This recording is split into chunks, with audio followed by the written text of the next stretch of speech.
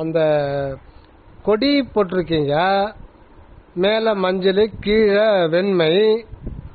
அது கால் பாகம் மஞ்சள் இருக்கு, முக்கால் பாகம் வெள்ளை இருக்கு. இப்போ கொடியை ஏத்திட்டு தான் வள்ளல் பெருமான் அப்புறம் அதுக்கு விளக்கம் என்னன்னா மகாமந்திரத்தை சொல்றார். ஆனா கொடிதான் மகாமந்திரம், மகாமந்திரம் தான் கொடின்னு வெளிப்படையா பெருமான் அதுல சொல்லல. கொடி கட்டி கொண்டபடியால் இனி எல்லோரும் உண்மையை தெரிந்து கொள்வார்கள். அந்த உண்மை என்னன்னா அற்பெருஞ்சோதி, அற்பெருஞ்சோதி, தனிப்பெருங்கருணை, அற்பெருஞ்சோதி. இது ஒண்ணு, கொடி ஒண்ணு, அதாவது கொடி ஒண்ணு, மகாமந்திரம் ஒண்ணு. அடுத்தது என்னை ஏறான் நிமிஷம் ஏற்றிவிட்டது யாதெனில் தயவு.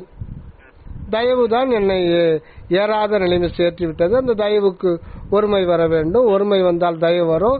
தயவு வந்தால் பெரிய நிலைமையில் ஏறலாம். ஒப்பற்ற தயவுடைய பேரறிவே பூரண இன்பமாம்.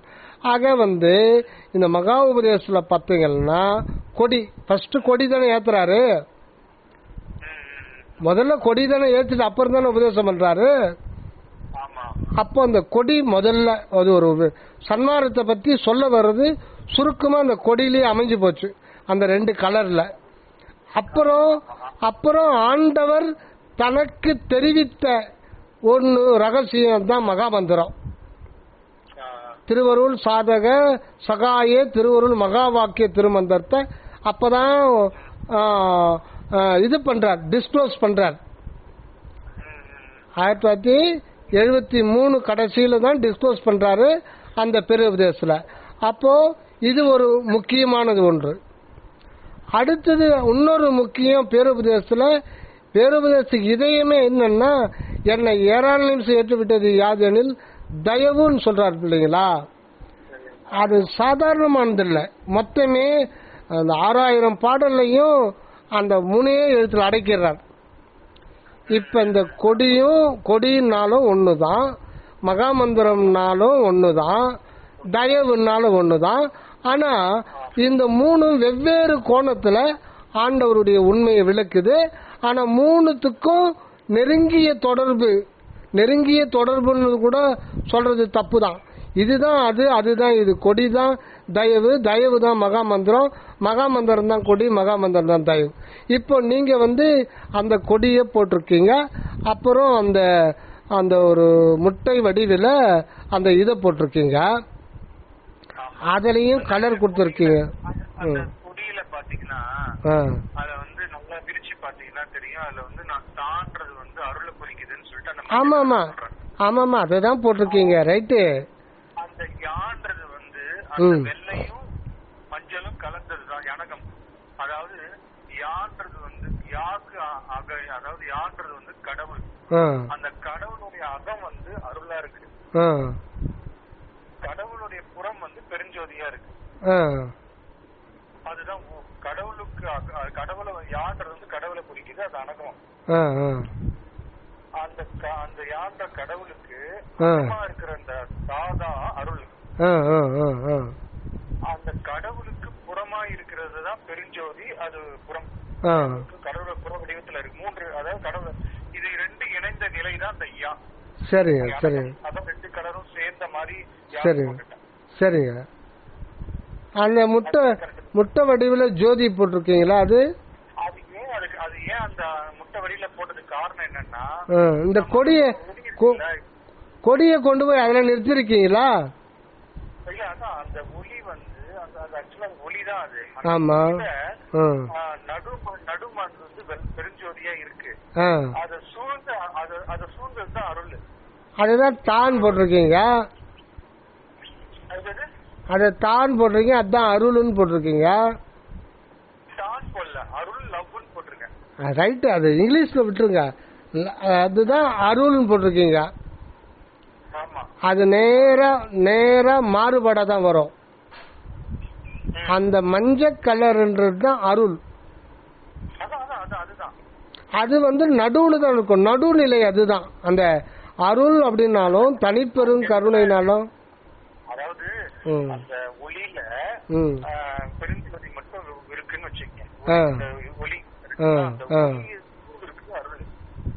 இல்ல தயவு பெரு நீங்க அந்த நீங்க கொடுத்த போட்டோ பிரகாரம் மையத்துல வெண்மை நிலை மையத்துல போட்டு பெருஞ்சோதின்னு போட்டிருக்கீங்க. அது பெருஞ்சோதி மட்டும் தான் போட்டிருக்கேன். அப்படி வராது. நடுவுல அந்த நடுநிலையா இருக்கிறது தான் அருள். அந்த அருள் தான் எல்லாத்துக்கும் நடுவா இருக்கு. அந்த நடுநிலைன்றது தான் ஆதி மூலநிலை காரணகர்த்தா. எல்லாத்துக்கும் மூலப்பொருள் அருள் தான். அருளிலிருந்து வெளிப்பட்டதுதான் இந்த பெருஞ்சோதி பிரபஞ்சம். அதுதான் சொல்றேன். புரியுங்களா? ஓகேங்களா? ரெண்டாவது கொடியில அந்த தா யா ஊ போட்டு மஞ்சளுக்கு தா போட்டிருக்கீங்க. நடுவுல ரெண்டுத்துக்கும் சேர்த்த மாதிரி இணைக்கிற இடத்துல யா போட்டிருக்கீங்க. அப்புறம் அந்த வெள்ளைக்கு ஊ போட்டிருக்கீங்க.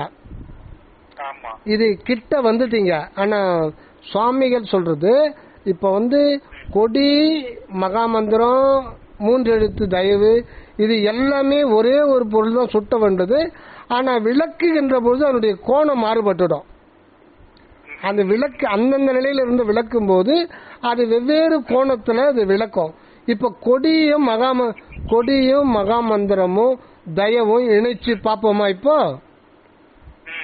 இப்போ இந்த மகாமந்திரத்தை 2 கலர்ல கொண்டு வந்துருக்கார் இல்லைங்களா? ஒரு கலரு மேல இருக்கு, அதுதான் மஞ்சள் கலரு, அது கால் பாகம். கீழே வெண்மை கலர் இருக்கு, அது முக்கா பாகம். இதுக்கும் மகாமந்திரத்துக்கும் எப்படி டேலி ஆகுது சொல்லுங்க?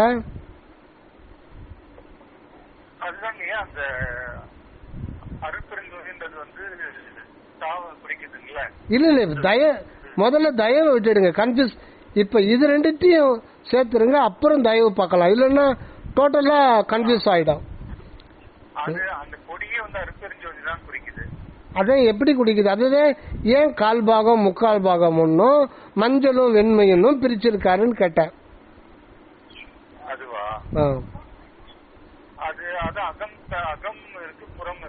அதை விட்டுடுங்க. அதெல்லாம் அகம் புறம் அனகம் அதெல்லாம் தயவு தான் வரும், இப்ப வராது.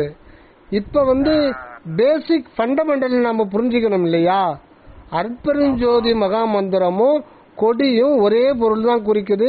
எப்படி அப்படின்னு சொல்லிட்டு பள்ளிக்கூடத்து பிள்ளைங்களுக்கு சொல்ல விளக்கணும்ல. எப்படி விளக்குவீங்க சொல்லுங்க? இப்போ அற்பெருஞ்சோதி மகாமந்திரத்துல எத்தனை வாசகம் இருக்கு, எத்தனை வார்த்தை இருக்கு? இல்ல அது எழுத்து. எத்தனை வகையான வார்த்தைகள் இருக்கு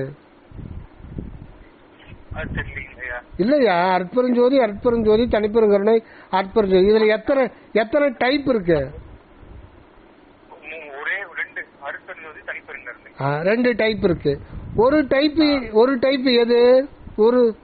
ஒரு பங்கு வர டைப் எது? அது இருங்க, என்ன வார்த்தை வருது? ஒரு பங்கு வருது. 3 பங்கு எது வருது? 3 அற்பெருஞ்சோதி. இத அப்படியே அந்த கலர்ல வைப்பீங்களா? எதை கொண்டு போய் எங்க வைப்பீங்க? அந்த கலர்ல அந்த கலர்ல வார்த்தை 3 தனிப்பெருங்கருணைன்ற ஒரு வார்த்தையே தனி அந்த கொடியில மஞ்சள்ல பிக்ஸ் பண்ணோம்.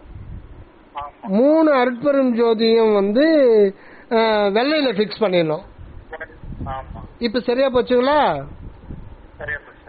ஏன் வள்ளலார் 3 அற்பெருஞ்சோதி சொன்னாரு, ஒரே ஒரு அற்பெருஞ்சோதி சொல்லலாம்ல? சொல்லுங்க. அதுதான்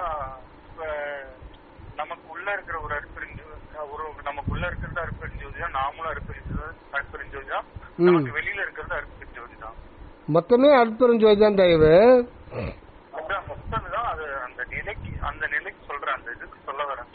நமக்கு அதனுடைய இது என்னன்னா அந்த மேல இருக்கிற அந்த தனிப்பெரும் கருணை தான் சத்து பொருளா இருக்கு. அதான் அருள்.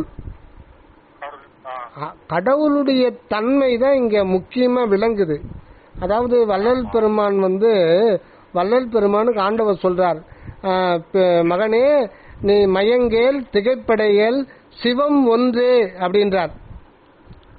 சிவம் ஒன்றே மயங்கேல் திகைப்படையேல் அப்படின்னு சொல்லிட்டு அப்புறம் அடுத்தவர் என்ன சொல்றாரு, வேணும்னா அருளோடு சேர்த்து 2 என கண்டறி அப்படின்றார்.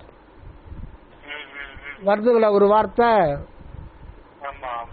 அதாவது சிவம் ஒன்றே மகனே திகைப்படையேல், ஒன்றே சிவம் தான், ஒன்னே ஒண்ணுதான் அந்த பொருள், அது சிவம் தான். வேணும்னா நீ அந்த சிவத்தை எப்படி பார்க்கலாம்னா அருளோடு சேர்த்து 2 என கண்டறி அப்படின்றார். அப்போ சிவத்தை அருட்சிவம்னு பாரு, அன்பு சிவம் பாருன்னு தானே அர்த்தம். அருளோடு சேர்த்து 2ன்னா அதுங்க சிவம் 1ன்னு மேல சொல்லிட்டு அருளோடு சேர்த்து சிவம் 2ன்றார்.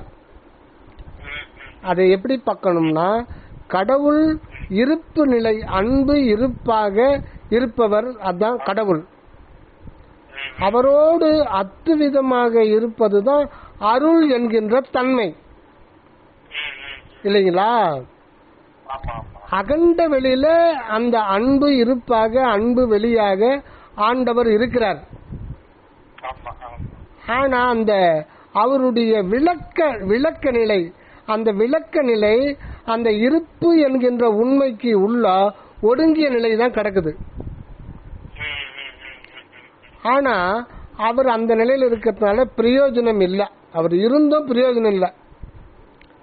அப்ப அந்த சிவம் விலங்கு நிலைக்கு வரணும். அப்படி விலங்கு நிலைக்கு வரும்போது இருப்பாக இருந்தவர் உணர்வாக வர்றார். இயக்கம் உணர்வு நிலைக்கு வர்றார். என்ன உணர்வு? அருள் உணர்வு. அந்த அருள் உணர்வு தான் கடவுள். அதுதான் விலங்கு நிலை சிவம் சொல்லலாம். அந்த அருளுக்கு இன்னொரு பேரு விலங்கு நிலை சிவம். அந்த விலங்கு நிலை சிவம் தான் நமக்கு அகம், அகப்புறம், புறம், புறப்புறமாக விளங்குது. இன்னொரு கோணத்துல நீங்க பாத்தீங்கன்னா அதுதான் ஆன்மா, உயிர், உடலா விளங்குது.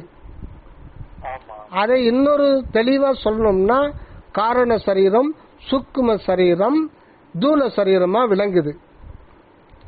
இதுதான் இம் உ ஆ, இதுதான் ஆ உ இம் ஓம். இம்ன்றது மகர ஜோதியாக ஆன்ம ஜோதி, இது காரண சரீரம். ஊ அப்படின்றது பாத்தீங்கன்னா அதுதான் உயிர், அதுதான் சூக்கும சரீரம். ஆன்றது பாத்தீங்கன்னா அதுதான் 8 எஞ்சான் தேகம், தூல சரீரம். ஆக அந்த அருள் உண்மைய ஓங்காரமாக ஆண்டவர் வெளிப்படுத்துகின்ற பொழுதுதான் அவர் இங்க வாழ வருகிறார். உணர்வு நிலை கொண்டு வாழ வருகிறார். இந்த 3 தேகத்துக்கும் தூல சரீரம், சூக்கும சரீரம், காரண சரீரம், இது 3த்துக்கும் மகா காரணமா இருக்கிறது தான் விலங்கு நிலை சிவம். அதுதான் அருள்.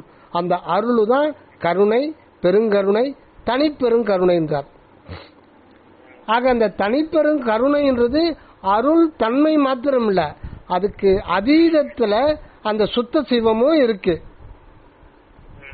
ஆக அந்த தனிப்பெரும் கருணை தான் நமக்கு சத்து பொருளா இருக்குது, அதுதான் கடவுளா இருக்கு. அதை உணர்ந்து அதை கலந்து ஒன்றி கலந்து வெளிப்படுத்திக் கொள்ளுகின்ற பொழுதுதான் இந்த நம்முடைய காரண சரீரம், சூக்கும சரீரம், தூல சரீரம், அதாவது ஆன்மா, உயிர், உடல், இது 3ம் நித்திய தன்மை பெற்று அழியாத நிலை அடைகின்ற பொழுது அந்த காரண சரீரம் தான் ஞான தேகமாகவும், எங்கும் நிறைந்த ஞான தேகமாகவும், சூக்கும உடல் அற்பிரகாச பிரணவ தேகமாகவும், தூல சரீரம் அசுத்த தன்மையெல்லாம் நீங்கி சுத்த ஒளி உடலாகவும் அந்த பெறுகிறது. இதை இந்த உடல், உயிர், ஆன்மா, இது 3ம் தான் தூல சூக்கும காரண சரீரங்கள் ஞான தேகமாகவும் பிரணவ தேகமாகவும் சுத்த தேகமாகவும் மாற்றமடைந்து இந்த நிலையைத்தான் தனித்தனியா சொல்லும்படியாக 3 அற்பெருஞ்சோதியா சுற்றார். இந்த 3 அற்பெருஞ்சோதி நித்தியத்துவ நிலை முத்தேக சித்தி நமக்கு எதனால் கிடைக்கப்பெறுகிறதுனா அந்த தனிப்பெரும் கருணை ஆகிய அந்த அருள் விளக்கு எழுப்பப்பட வேண்டும். அவர் திருப்பள்ளி எழணும். ஆமா, அவரு திருப்பள்ளி எழுந்து அவரை அவரையே கம்ப்ளீட்டா அவரையே சரணடைந்து இருக்கின்ற போது அவர் உள்ளிருந்து எழுந்து அனகமுற்று ஆன்மாவில உயிரில உடலில கலக்கும் பொழுது அவரே 3 தேகத்தோடு அவரே இங்கு வாழ வந்துடுறார். ஆக முற்றிலும் தன்னை இழந்த நிலையில தான் அந்த அகநிலையில இருக்கிற அந்த தனிப்பெரும் கருணையானது அனகமடைந்து 3 தேகத்தை நித்தியமாக்குகின்ற போது அந்த 3 தேகமே 3 அற்பெருஞ்சோதி திரிதேக சித்தியா மாற்றமடையுது. ஞான தேகம் அதை குறிக்கிறதுதான் 3 திரிதேக சித்தியை குறிக்கிறதுதான் 3 அற்பெருஞ்சோதி தனித்தனியா ஸ்பெஷலா குறிப்பிடுகின்றார். இந்த 3 அற்பெருஞ்சோதியும் எப்பொழுது வரும்னா பரோபகார செயல் புரிகின்ற பொழுதுதான் வருமே தவிர அந்த தனிப்பெரும் கருணை என்கின்ற உள்ளொளியில போய் சுகம் கண்டு இதுவே நமக்கு நல்லாதான் இருக்குது அப்படின்னு வெளியில வராத உடலு உயிர் எல்லாம் உள்ள ஒடுக்குகின்ற பொழுது இந்த முத்தேக சித்தி கிடைக்காது. இந்த முத்தேக சித்தி கிடைக்காத நெறிதான் பழைய நிலைகள் எல்லாமே அப்படின்னு சொல்றது. இப்போ இது புரிஞ்சிடுச்சுங்க இல்லைங்களா? இப்ப தயவுன்றது என்னன்னா இப்போ தா அப்படின்றது தான் அந்த இப்ப இந்த தயவுக்கு வேற ஒரு கோணத்துல அந்த மகா மந்திரத்தை நம்ம பார்க்கிறோம்.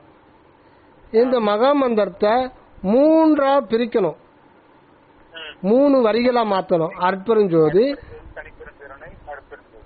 முதல்ல இருக்கிற அற்பெருஞ்சோதி இப்ப எதை குறிக்குதுன்னா இது வேற ஒரு கோணத்துல வேற ஒரு உண்மையை சுட்ட வருது.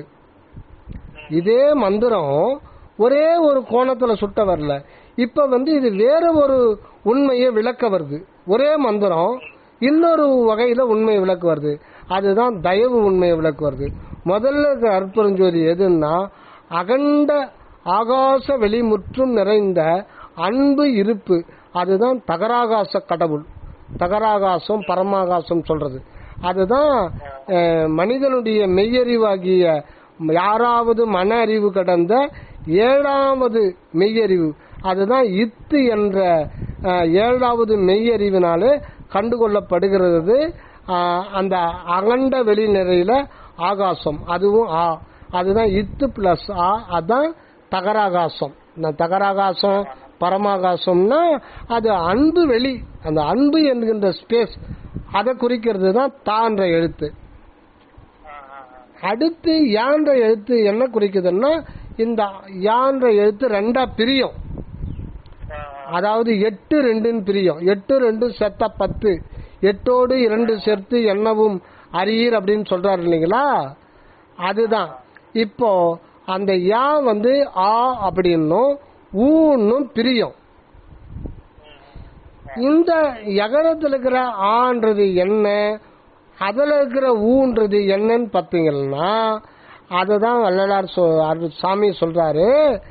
இந்த தகராகாச கடவுள் இருக்கிறார் இல்லைங்களா? அந்த தகராகாச கடவுள்ன்றது என்னன்னா இத்தி என்ற மெய் அறிவினாலே கண்டுகொள்ளப்படுகின்ற ஆ என்ற அகண்ட வெளிநிறை அற்பெருஞ்சோதி கடவுள்.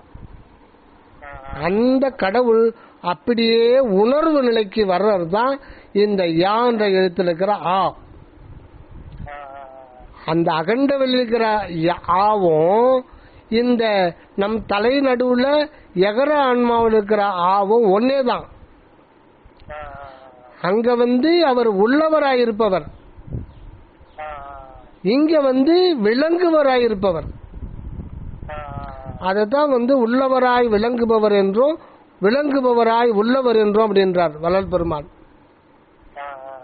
அது ஒருநிலை பகுதியில் வரும் பாருங்க. விளங்குபவராய் உள்ளவர், உள்ளவராய் விளங்குபவர். இது ரெண்டுமே ஒண்ணுதான். இதை பிரிக்கலாம் முடியாது. அவர் தான் இவரு, இவர் தான் அவரு. அப்போ ஆன்மாவில் இருக்கிற அகரம் இதுதான் தகராகாசம் தான் இங்கு சிதாகாசமா வருது. ஓகேங்களா?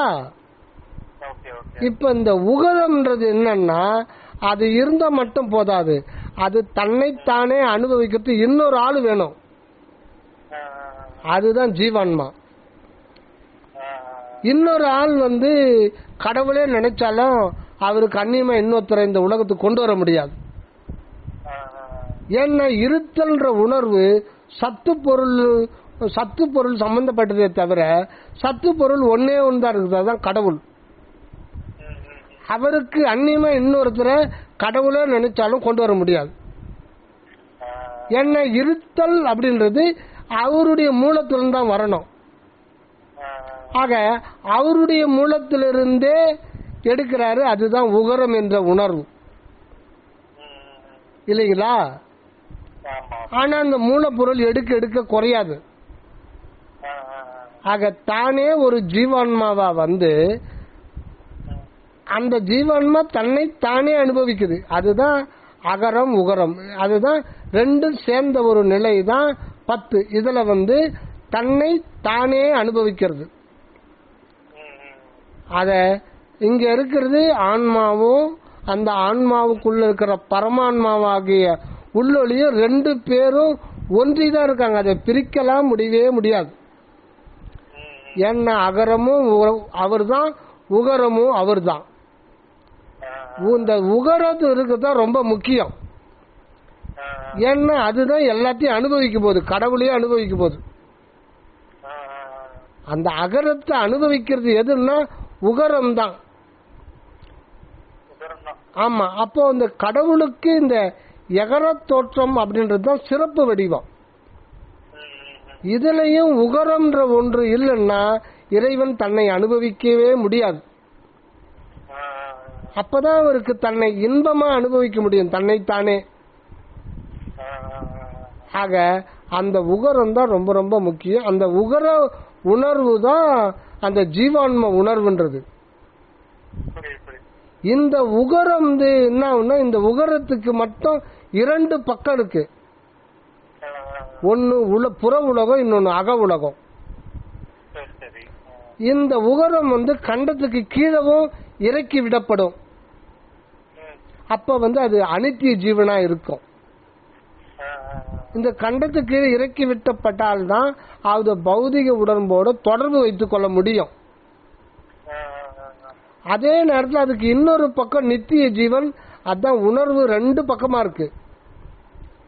அதனால்தான் ஊ என்ற எழுத்து 2 என்ற ஒரு அர்த்தம் வருதுங்களா? எத்தனை மீனிங் வருது பாருங்க. ஊன்னு போட்டீங்கன்னா அதுக்கு 2ன்னு அர்த்தம். அந்த உணர்வு நாணயத்துக்கு 2 பக்கம் இருக்கிற மாதிரி 2 பக்கங்களை கொண்டது, இரட்டை வாழ்வுக்கு உட்பட்டது.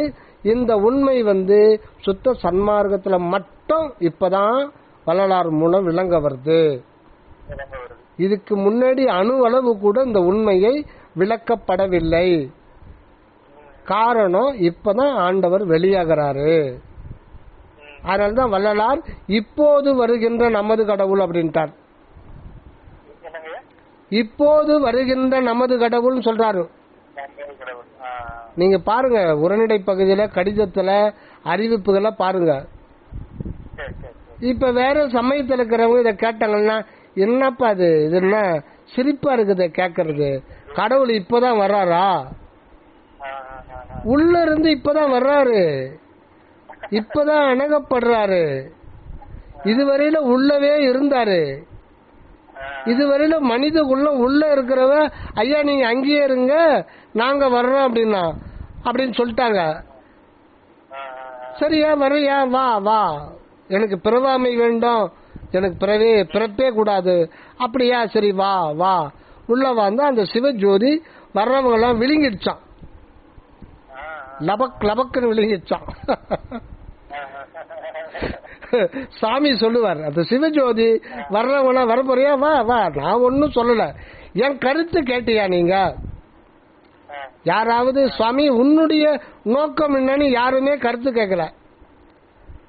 அவங்க கருத்து தான் சொன்னாங்க. என்ன கருத்து? நான் உங்களுக்குள்ள வரப்போறேன், உனக்குள்ள வரப்போறேன், என்னை வந்து ஆட்கொள்ளு, எனக்கு பிறவி வேண்டாம், இந்த உலகம் வேண்டாம், உயிர் வேண்டாம், உயிர் வாழ்க்கை வேண்டாம், இந்த அனுபவம் வேண்டாம், என்ன நான் உனக்குள்ள வர்ற யானாகிய என்னை விழுங்கி வெறும் தானாய் நிலை நின்றது தற்பரமே. இதுக்கு சாட்சி கந்தர் அனுபவிலே இருக்கு.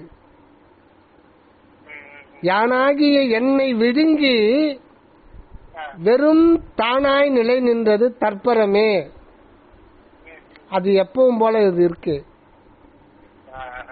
அது எல்லாரையும் விழுங்கிச்சான். சாமி சொல்லுவார், வர்ற ஞானிகள்லாம் அந்த அந்த ஞான வேழம், அந்த யானை எல்லாத்தையும் விழுங்கிச்சு. அப்படி அப்படியே விழுங்கிச்சு. அந்த அனுபவம்லாம் போயிடுச்சு. அதே மாதிரிதான் வள்ளலாரும் தயாரா இருந்தாரு 1865 விட்டா அவரையும் விழுங்கிட்டு இருக்கோம். ஆமா. ஆனா எப்பா நீ வராத நீ எச்சரிக்கை கொடுத்து, நான் வர்றேன், நீ வந்தியானா நான் விழுங்கிடுவேன், நீ வரக்கூடாது, நான் தான் வரணும். ஏன் நீ வரக்கூடாதுன்னா, நீ ஏற்கனவே என்னோட தான் இருக்கிற, அந்த ஒரு உண்மையை நீ இப்ப தெரிஞ்சுக்கோ. நீ என்னோட ஏற்கனவே ஆல்ரெடி உகரம் எனக்குள்ள இருக்கு. நான் தான் வந்து உன்னுடைய உயிர் உடம்புல கலகின்ற பொழுதுதான் என்னுடைய நோக்கம் நிறைவேறுது. இதுவரையில உங்களுடைய நோக்கம் தான் இருந்தது. என்னுடைய நோக்கம் மனித குலத்துல யாரும் எந்த ஞானியும் கேட்கல. அப்படியா சாமி? அப்ப சொல்லு சாமின்றாரு. என்னுடைய நோக்கம் நான் உடலும் உயிரும் ஆன்மம் இந்த முன்னிலையோட முத்தேக சித்தியோட இந்த உலகத்துல நான் தான்ப்பா வாழ வர்றேன். அதுதான் என்னுடைய விருப்பம். நான் உலகத்துல அருள் அனுபவத்துல வாழ வரணும்ன்றதுதான் என்னுடைய இது. அதனால்தான் நான் இத்தனை கோடி உருவங்கள் கொண்டு வந்திருக்கேன், இத்தனை பிறப்பு கொண்டு வந்திருக்கேன். இந்த பிறப்புல நான் நிலைத்து இருக்கணும் அப்படின்னா அது வந்து நிலையான ஒரு தேகமா மாறணும். பிறப்பே வேண்டாம் அப்படின்னு சொல்லும் போது என்ன, வந்து உருவம் கலைஞ்சு போயிடும் இல்லையா? பிறப்பு வேண்டாம்ல, எனக்கு வேண்டுமேப்பா. வள்ளலார் சொல்ல, மகனே நீ வேண்டாம்டா, எனக்கு வேணுமே. ஐயோ அப்படியா? அப்படி யாருமே சொல்லி எதுவரையில? அதானே பிரச்சனை, அதான் பிரச்சனையே அதானே. எனக்கு வேணும், எனக்கு பகிரங்கமா வந்து நான் வெளிப்பட்டு வாழணும்னா இந்த உருவம் வேண்டும்னு தானே நான் ஒவ்வொரு பிறப்பா எடுத்துட்டு இருக்கேன். ஆக எனக்கு உருவம் வேணும், நான் என்னுடைய கோலு. நீங்க வந்து இந்த பிறப்பு வேண்டாம் நீங்க சொல்றீங்க. ஆக நான் வந்து என்னுடைய வந்து அருவம், அருவுருவம், உருவம் ஆகிய 3 சித்தியோடு விளங்கறதுக்கு தானே என்னுடைய ஏற்பாடுகள், இந்த பிரபஞ்ச காரியப்பாடுகள் அனாதி காலமா நடந்திருக்கு. நீ உயிரும் உடலும் ஒடுக்கணும்னு நினைக்கிறியே, அப்ப உயிர்ன்றது அருவுருவம், அதுதானே அருட்பிரகாச வடிவத்துல வாழ வரப்போகுது. என்னுடைய விருப்பத்துக்கு நீ இசைந்து கொடுப்பா, ஒத்துப்போப்பா மகனே. உருவம் எனக்கு வேண்டும், அதை சுத்தமாக்கிக்க, அவ்வளவுதான். தயவு செய்து பிறவாமைய வேண்டாத. அப்படி வேண்டிட்டேன்னா இந்த உருவம் கலைஞ்சு போயிடும், உருவம் கலைஞ்சு போயிடும். பிறப்பு அறுப்பா எம்பெருமான்னு வேண்டாத, இந்த பிறப்பை நித்தியமாக்குன்னு வேண்டு அப்படின்னு சொல்ற. ஆகதான் அந்த ஆண்டவர் அந்த தய நிலைன்றது அந்த கடவுளும் ஆன்மாவும் நம் தலை நடுவுல ஒன்று இருக்கின்ற நிலை. அதாவது அகண்ட வெளியில் இருக்கிற தகராகாச வடிவம் இந்த பிண்டத்துல அதுவே சித்தாகாசமா வெளிப்படுகிற, ரெண்டுமே அத்துவிதமா இருக்கிறது. அதான் தய நிலை நிற்க வேண்டும். அந்த தய நிலை தான் தாயிற் சிறந்த தயா ஆன தத்துவனே என்றார். அந்த தயா நிலை தான் நம் தலை நடுவில் விளங்குது. அங்கிருந்து அவர் வந்து அந்த பெருஞ்சோதி நிலையை விரிக்கும் பொழுதுதான் நமக்கு உயிராகவும் உடலாகவும் இதன் தொடர்ச்சியான பிரபஞ்சமாகவும் பிரபஞ்சம் முழுதும் விரிந்து விளங்குது. இதைத்தான் நம்ம சுவாமிகள் சொல்லும்போது தயவு அனுபவம் கடவுள் ஆன்ம புள்ளியிலிருந்து, கடவுள் ஆன்ம புள்ளின்றது தான் தயநிலை. அந்த தயநிலையிலிருந்து விரிந்து நிறைந்து சூழ்ந்து அகண்ட பேரொளியாய் அருட்பெரும் ஜோதியாய் விளங்கிக் கொண்டே இருப்பதாக. இதுதான் தயவு, இதுதான் மகாமந்திர அடங்கம், இதுதான் கொடி. இது இந்த ஒரு இதை புரிஞ்சுக்கிட்டோம்னா சாமியுடைய கருத்து எல்லாமே அடங்கிடுது. ஓகேங்களா? அதுதான்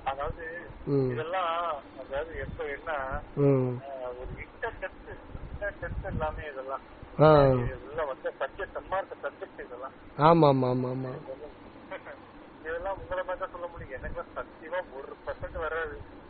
அதெல்லாம் கிடையாது. இது நான் த மேன் ஆஃப் ஃபார்வேர்டிங். வாட்ஸ்அப்பே ஃபார்வேர்ட் பண்ற குரூப் தானே. அந்த மாதிரி சுவாமிகள் கருத்தை அது கொஞ்சம் எடுத்து கொஞ்சம் எளிமைப்படுத்தி ஃபார்வேர்ட் பண்ணி விட்டுருங்க. இது நமக்கு என்ன தெரியும், ஒன்னும் மண்ணாங்கட்டி மண்டை தான் நமக்குள்ள இருக்கு.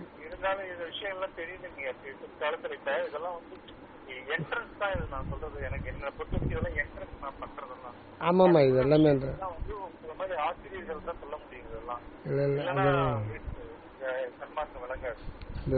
இந்த கருத்தை நம்ம புரிஞ்சுக்கிட்டோம்னா சுவாமிகள் கருத்து எல்லாமே இதுக்குள்ள அடக்கம் தான், இதுக்குள்ள அடங்கிடுது. இந்த ஒரு இது கான்செப்ட புரிஞ்சுட்டோம்னா போதும். அப்படிங்களா? அது 1 hour இருக்குல்ல, அந்த ஆடியோ கம்ப்ளீட்டா கேளுங்க, கம்ப்ளீட்டா கேளுங்க. கேட்டுட்டு நீங்க ஹெட்மாஸ்டர், கல்லூரி பிரின்சிபால் உங்களுக்கு அப்படியே டிரான்ஸ்ஃபர் பண்ணிடுங்க, ஃபார்வேர்ட் பண்ணிடுங்க அவங்க இதுக்கு. ஓகே ஓகே தயவு, ஓகே தயவு. நன்றி நன்றி. தயவு தயவு தயவு. வந்தனம் வந்தனம் வந்தனம்.